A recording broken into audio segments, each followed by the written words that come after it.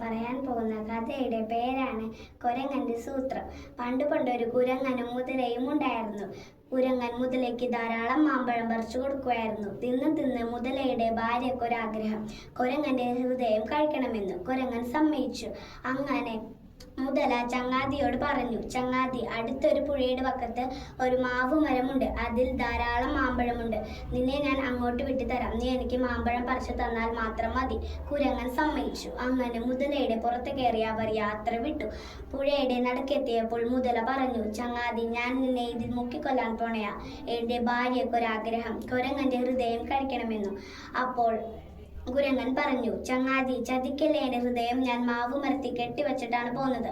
നീ എന്നെ അങ്ങോട്ട് വിട്ടാൽ ഞാൻ നിനക്ക് എന്റെ ഹൃദയം എടുത്തു തരാം.